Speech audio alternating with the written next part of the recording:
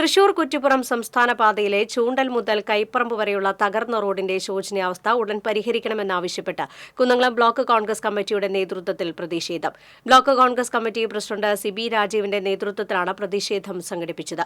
തൃശൂർ കുറ്റിപ്പുറം സംസ്ഥാന പാത ഉടൻ സഞ്ചാരയോഗ്യമാക്കുമെന്ന് പൊതുമരാമത്ത് മന്ത്രി നിയമസഭയിൽ ഉറപ്പു നൽകിയിട്ട് ഒരാഴ്ച കഴിഞ്ഞിട്ടും നടപടിയില്ലാത്ത സാഹചര്യത്തിലാണ് കോൺഗ്രസ് പ്രതിഷേധവുമായി രംഗത്തെത്തിയത്. കഴിഞ്ഞയാഴ്ച മഴയൊഴിഞ്ഞിട്ടും പണികളൊന്നും നടന്നില്ല.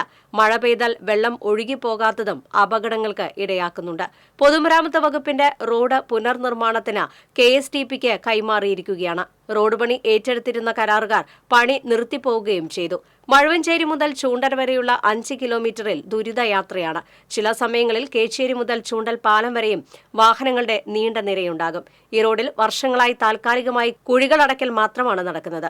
കോൺഗ്രസ് കൌൺസിലർ ഷാജി ആലിക്കൽ, മുൻ youth Congress president AM Nitish, Kunnamkulam block Congress secretary Unni Erathu, youth Congress Kunnamkulam മണ്ഡലം പ്രസിഡന്റ് ജെറി പി രാജു തുടങ്ങിയവർ പ്രതിഷേധത്തിന് നേതൃത്വം നൽകി. മറ്റേ മലമുകളിലേക്ക് പോകുന്നതായ ഭാഗത്തുള്ള ഏതെങ്കിലും വളരെ റിമോട്ടായിട്ടുള്ളൊരു സ്ഥലത്തെ ഒരു പ്രദേശം എന്നേ പറയുള്ളൂ. ഇത് കോഴിക്കോട് മുതൽ തിരുവനന്തപുരം വരെ പോകേണ്ടതായ മെയിൻ പാതയാണിത്. കുറ്റിപ്പുറം തൃശ്ശൂർ റോഡ് എന്നാണ് പറയുക.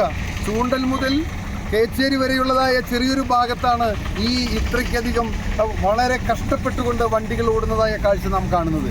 299 കോടി രൂപ ജർമ്മൻ സർക്കാർ കേന്ദ്ര ഗവൺമെന്റിന്റെ അനുമതിയോടുകൂടി കേരള സർക്കാരിന്റെ ട്രഷറിയിൽ അടച്ച പണം അത് പല കാര്യങ്ങൾക്കും എടുത്ത് ചിലവഴിച്ച് ഈ റോഡ് പണി നടത്താതെ ഇരുന്ന ഗവൺമെന്റിന്റെ ആ വളരെ നിഷ്ഠൂരമായ ഒരു പ്രവൃത്തിയുടെ